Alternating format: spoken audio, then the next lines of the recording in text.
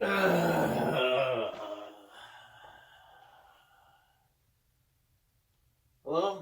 I'm Ethan, and I really, really wanted to like The Rise of Skywalker. See, when the first two movies of a trilogy can be bad, I think it's possible for the third to be able to redeem them. I found that this happened in the prequel trilogy. You know, there were only a select few things I actually liked about The Phantom Menace and Attack of the Clones, but Return of the Jedi, but Revenge of the Sith came along and just blew everything out of the water. It was an awesome movie, and knowing the results of Revenge of the Sith kind of helps give the first two films more of an impact, you know?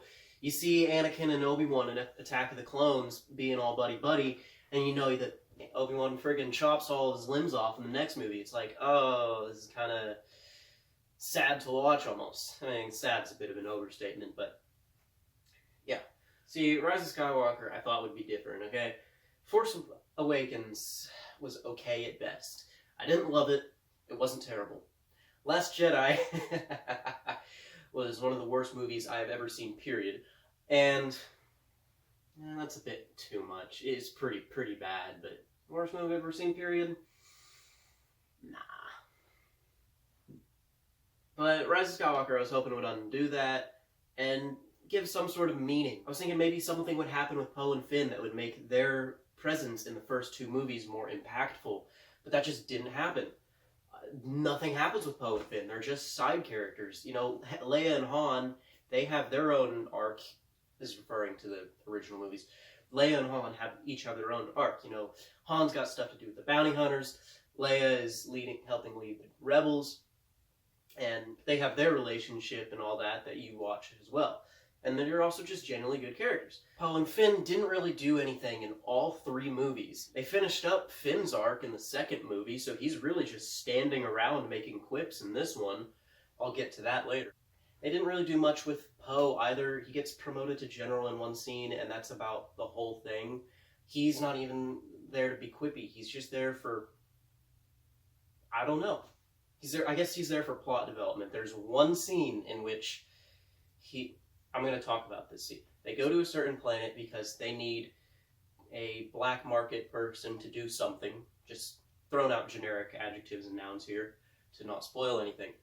So Poe meets someone, and this someone immediately wants to kill him. You know, they put their gun to his head and say, "I'm going to blow your brains out." I mean, that's almost verbatim, which is a bit harsh for a Star Wars movie, but whatever. They have a little fight, you know, a couple punches, which in reality, that person, I mean, they had him dead to rights. They could have just blasted right there, the movie be over, but it's Star Wars, so they gotta have a little fist fight, rolling around and all that. And pretty much after that, the person says, "Alright, I'll help you." What? You just wanted to kill him like not even 5 minutes ago, and now you're willing to help them with their quest. That scene was just kind of rushed with bad writing. There was really no reason for them to be friends again. There was no reason to stop hating each other. And that leads me to the next big problem with this film, is that it's horribly rushed. The first third of this movie is just constant, non-stop action, trying to refill what happened between Force Awakens and this movie. Because it is very evident that J.J. Abrams is kind of saying, "Screw you, Rian Johnson. I don't want Last Jedi to be canon, so I'm going to spend all this time retconning it and saying what The Last Jedi didn't." So there's a lot of scenes that show, say, Rey training with someone, which is good, but that was already established in The Last Jedi. Now this goes on for about the first third, and the middle actually kind of gets good. They're going from planet to planet. It's a bit more slowed down, so there's actually time for story.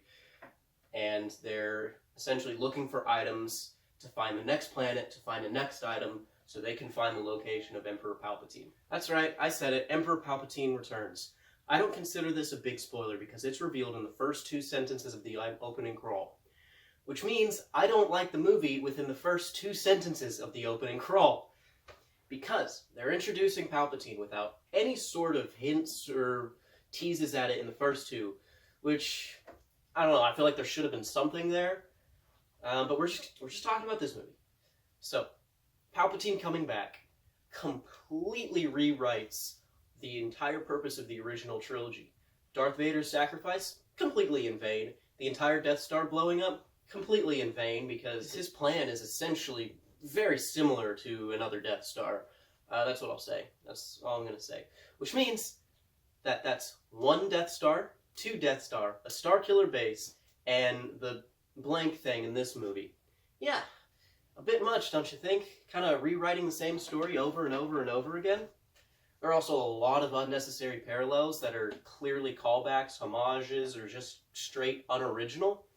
Like, there's a scene, Rey's facing Palpatine, which, not a spoiler, that's obviously going to happen.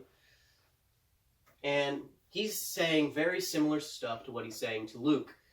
Now, he then opens up a window, and you see a battle going on outside. This exact same battle scenario that happened in Return of the Jedi. There's a scene in which two characters... You know, I think I'm going to do 2 reviews. I think I'm going to do a spoiler-free review right now, and I'm going to upload another video that'll be all 3 of these movies, talking about all complaints.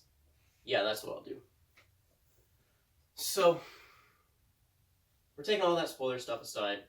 So let's just say, a lot of homage, don't like the characters, Palpatine coming back is dumb, and it's way too rushed.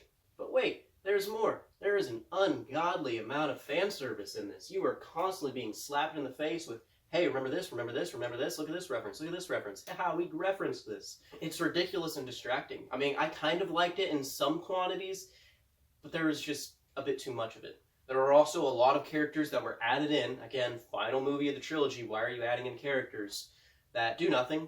They serve as like one plot point, completely forgettable. I can't even remember their names. And I know exactly why they did this. Toys. This whole trilogy is just so they can merchandise and milk the Star Wars name to sell more toys. That's just the Disney way, I guess. So what have we learned from this?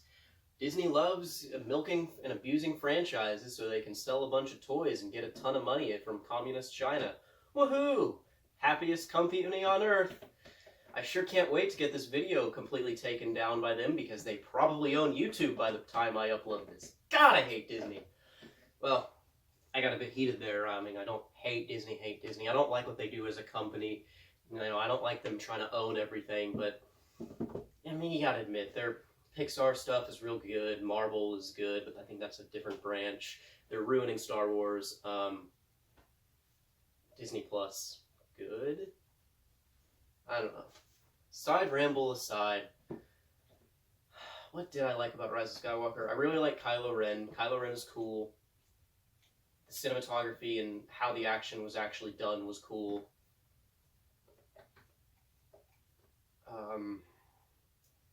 Yeah, I mean, there's just not a lot to like about this movie. But at the same time, it's not god-awful. There are a lot of people saying it's god-awful. And there are a lot of people saying that it's amazing. I don't get that. But regardless of all this negative stuff I've been saying, I don't hate it. It's okay. I mean, I would watch it again if I were watching like a Star Wars marathon. I wouldn't like dread watching it like I do The Last Jedi. But yeah, it's like a 4.5 out of 10. Okay at best. I'd advocate pirating it actually instead of seeing it in theaters. Because really, you're just giving Disney money and saying, hey, I like it when you keep messing Star Wars up. So, yeah, I got a bit too heated and passionate about this, but I love Star Wars, and I'm disappointed. So yeah, go pirate it. Yo ho ho and a bottle of screwed Disney.